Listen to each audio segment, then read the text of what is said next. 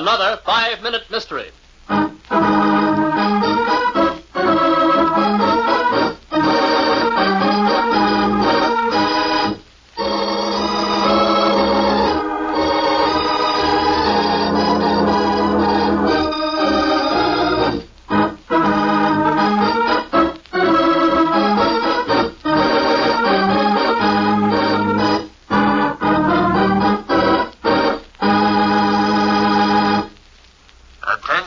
Motorcycle Patrol 14. Attention, Motorcycle Patrol 14. Go immediately to Whaleback Beach. Body has been reported found on shore. Attention, Motorcycle Patrol 14.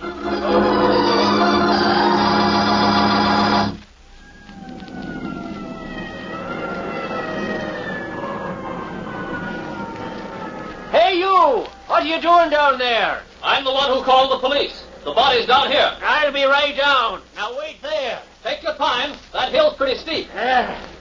Is he dead? I'm afraid so. I've been trying to bring him around. Well, who is he? A neighbor of mine, John Rawlings. What's your name? William Sanders.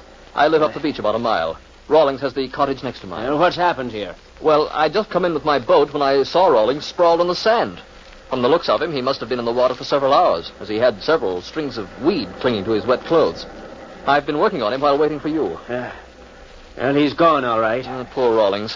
I don't quite know how to break it to his wife. Mr. Sanders, where did you say you had been this afternoon? You mean when I discovered the body? Well, before that. Well, I was out sailing all afternoon. I usually come in about 5 o'clock each afternoon, but since it was such a warm day, I made it an hour later. You were out all afternoon, then? Yes, that's right.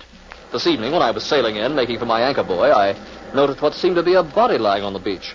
I anchored the ship and rowed in with my little boat that I keep tied up to the buoy.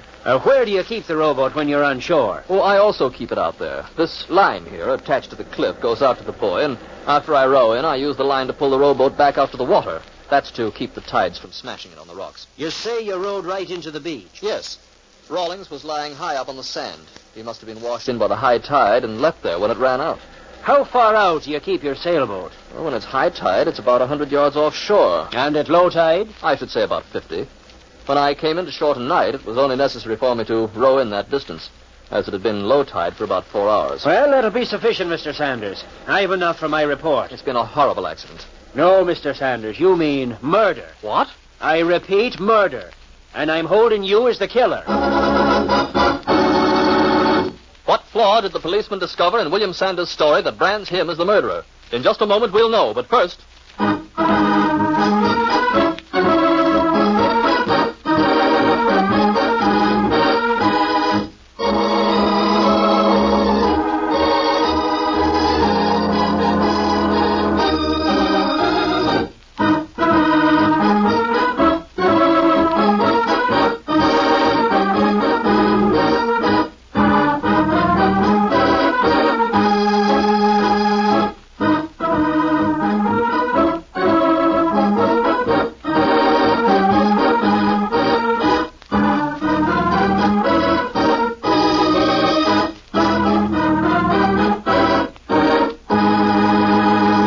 And now, back to our story. Mr. Sanders, your story contained one glaring contradiction that turned it into a confession of guilt. You told me that the body was wet when you found it. Yet just a moment ago, you admitted that the tide had been out for about 4 hours, thus leaving the body lying on the beach for that length of time in the summer sun. If Rawlings' body were wet, as you claimed you found it, it's because you just put it there after first drowning your victim. Sorry, Mr. Sanders, but your story sailed off course that time. Your alibi is on the rocks.